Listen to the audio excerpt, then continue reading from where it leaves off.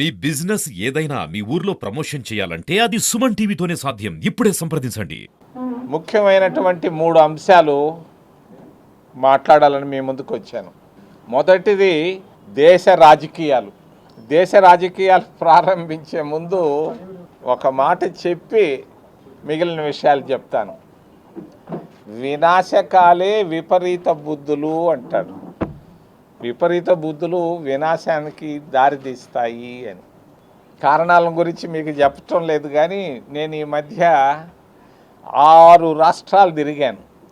ఉత్తర భారతదేశంలో 6 రాష్ట్రాలు తిరిగాను. ఉత్తరప్రదేశ్, మధ్యప్రదేశ్, రాజస్థాన్, పంజాబ్, హర్యానా, ఢిల్లీ. భారతీయ జనతా పార్టీ 150 స్థానాలకు లోపల పడిపోతూ ఉంది. 150 స్థానాల లోపు భారతీయ జనతా పార్టీకి రాబోతున్నాయి. మరి కాంగ్రెస్కు 150 స్థానాలు పైన రాబోతున్నాయి. ఇంకా ఎలక్షను పూర్తయ్యేదానికి దాదాపుగా 40-50 రోజులు ఉంది. ఈరోజు పరిస్థితి 150 స్థానాల్లో మోడీ వస్తున్నాడు.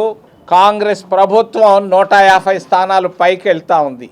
కారణాలు చెప్తే వాళ్ళు సర్దుకుంటారు, నేను చెప్పను. ఇది ఒక్క మాటలో చెప్తాను. వినాశకాలే విపరీత బుద్ధులు. విపరీత బుద్ధులు పుట్టాయి.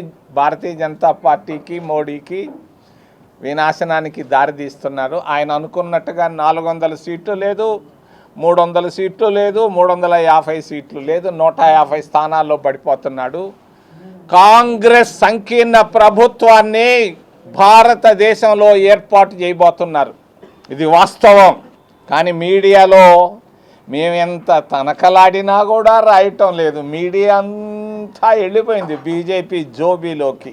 జగన్మోహన్ రెడ్డి, చంద్రబాబులు వెళ్ళినట్టు వెళ్ళిపోయినాయి. మీడియా కూడా చెప్పక తప్పదు. మేము ఒక్క పేపర్ తప్పించి, ఒక ఇంగ్లీష్ పేపర్ ఒక్కటి తప్పించి మిగిలినవన్నీ ఎన్డీటీవీ మొదలుకొని అన్నిట్లో షేర్ల మీద షేర్లు కొని అవతల బారేశారు 2 పారిశ్రామికవేత్తలు. దాని జోలికి నేను ప్రస్తుతానికి బావటం లేదు. నేను ఈ మధ్య డాక్టర్ మన్మోహన్ సింగ్ గారిని కలిశాను. 91 ఏళ్ల వయసు అయింది. 1 గంట 15 నిమిషాలు కూర్చున్నాను. నేను, నా భార్య, ఆయన భార్య, నలుగురం కలిసి. ఆ ఫోటోను మీకు అందరికీ చూపించలేను, కానీ ఒకరిద్దరికి పోయే లోపల చూపిస్తాను. ఆయన అడిగాడు, నేను ఇచ్చిన 7 జాతీయ రహదారులు పూర్తి అయినాయా అని అడిగాడు. 6 పూర్తి అయినాయి, 1 పూర్తి కాబోతా ఉంది అని చెప్పాను. అదేంటంటే తిరుపతి నుంచి నాయుడుపేట. మరి దుగరాజపట్టణం పోర్టు పూర్తి అయిందంటే కాలేదని చెప్పాను. మన్నవరం బెల్ ఫ్యాక్టరీ పనులు పూర్తి అయినాయంటే ఆపేశారని చెప్పాను. చాలా బాధపడ్డాడు ఆయన. మరి అంతర్జాతీయ విమానాశ్రయానికి అంతర్జాతీయ విమానం వచ్చిందా అని అడిగాడు. రాలేదు అని చెప్పాను. మరి నేను ఇచ్చినటువంటి ఐఐటి, ఐసరప్పుడు రాశాం కదా, అవన్నీ ఏమైనా వచ్చినాయంటే వచ్చాయి, దాదాపుగా పూర్తి అయినాయని చెప్పాను. హాస్పిటల్ని గురించి అడిగాడు. వెంకటేశ్వర యూనివర్సిటీని గురించి డాక్టర్ మన్మోహన్ సింగ్ గారు విచారించడం గొప్ప విషయం. ఆయన ఏమీ లేని సమయంలో మరి వెంకటేశ్వర యూనివర్సిటీ డిఎన్ రెడ్డి గారు, ఆయన తెలుగు ప్రొఫెసర్గా ఉండేవాడు, ఆయనకు పిహెచ్డి ఇచ్చాడన్న విషయాన్ని కూడా గుర్తుంచుకున్నాడు ఆయన. మరి ఈ డాక్టర్ మన్మోహన్ సింగ్ గారు తిరుపతి పైన చాలా మరి విషయాలు అడిగి తెలుసుకోవడం జరిగింది. మరి ఒక్క విషయాన్ని మళ్ళా ఒకసారి చెప్పక తప్పదు. మోడీ, అమిత్ షాలు పిచ్చి పిచ్చి మాటలు మాట్లాడుతున్నారు. భారతదేశానికి స్వతంత్రాన్ని తీసుకురావడమే కాదు, చక్కటి పునాదులు వేసినటువంటి గొప్ప నాయకుడు జవహర్లాల్ నెహ్రూ గారు.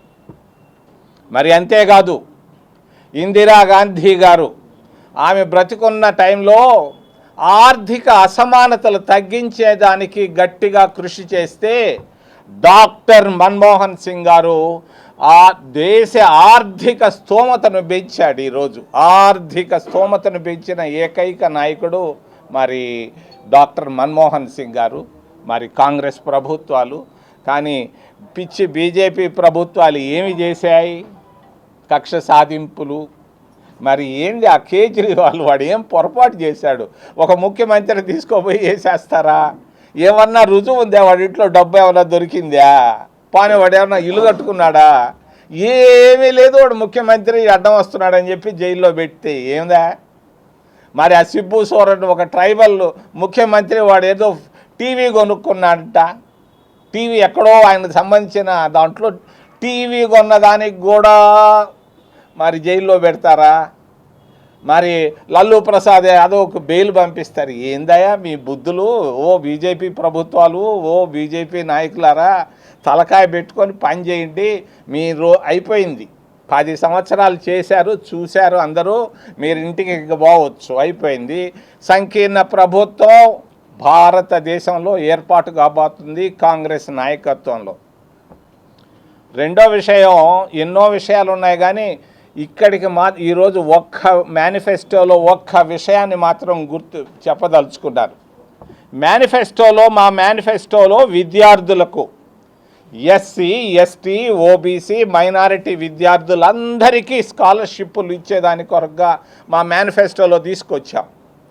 మరి ఈరోజు ఉన్నటువంటి స్కాలర్షిప్లు ఇంటికి ఒక్కరికే ఇస్తున్నారు. మేము ప్రతి ఎస్సీ, ఎస్టీ, ఓబీసీ, మైనారిటీ చదువుకునేటువంటి ప్రతి విద్యార్థికి స్కాలర్షిప్ ఇవ్వడమే కాదు, మరి ఇంటర్మీడియట్, బిఏ, బిఎస్సి, బీకామ్ చేసే వాళ్ళకి సంవత్సరానికి 30,000 మరి స్కాలర్షిప్ ఇచ్చేదానికి మా పార్టీ నిర్ణయం తీసుకుంది. ఒకటి.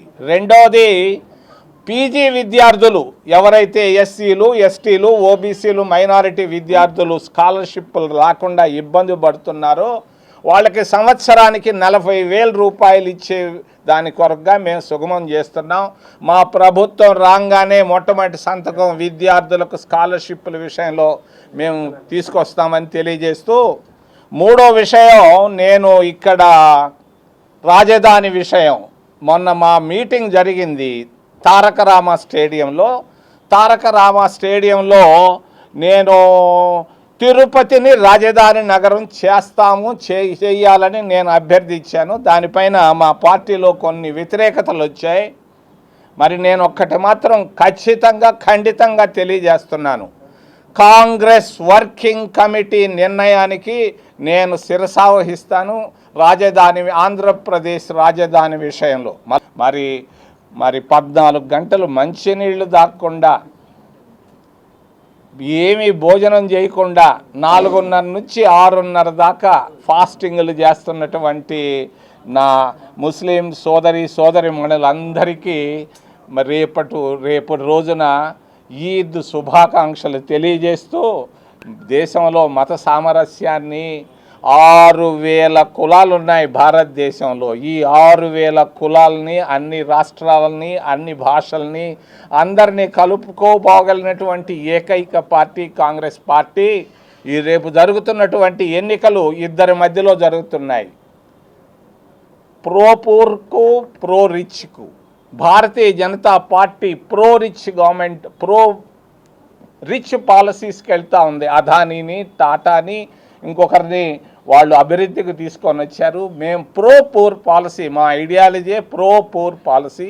పేదవాళ్ళకి అంకిత భావంతో పనిచేసినటువంటి నెహ్రూ, ఇందిరాగాంధీ, రాజీవ్ గాంధీ, ఈరోజు ఉన్నటువంటి రాహుల్ గాంధీలు, మేమందరం పేదవాళ్లకు అంకిత భావంతో పనిచేస్తామని తెలియజేస్తూ, విపరీత బుద్ధులు, వినాశకాలు అని చెప్పాను. నేను వివరించదలుచుకోలేదు, అంతే సరిపోద్ది. ఈ రోజుకి 50 రోజుల తర్వాత మనమే చూస్తాం. 150 స్థానాలకి ఒక్క సీటు కూడా ఎక్కువ రాదు భారతీయ జనతా పార్టీకి. ఇంకా 100లో పడ్డా కూడా పడతారు. వాళ్ళ పరిస్థితులు బాగలేవు. మీరు అంశంగా కాంగ్రెస్ వర్కింగ్ కమిటీ కార్యవర్గ నిర్ణయం ఏమి తీసుకుంటుందో, లేకుంటే ఒక మాటలో చెప్పాలంటే మా హైకమాండ్ ఏమి నిర్ణయం తీసుకుంటుందో దాన్ని నేను ఓబే చేస్తాను. ఒకటి, కాంగ్రెస్ ప్రభుత్వం కేంద్రంలో వస్తుంది, వచ్చి తీరుతుంది, అది చాలా ముఖ్యం. ఇదే ముఖ్యం. మీకు తెలియని విషయాన్ని నేను చెప్తున్నా. కారణం కూడా చెప్పాను, విపరీత బుద్ధులు, వినాశకాలు.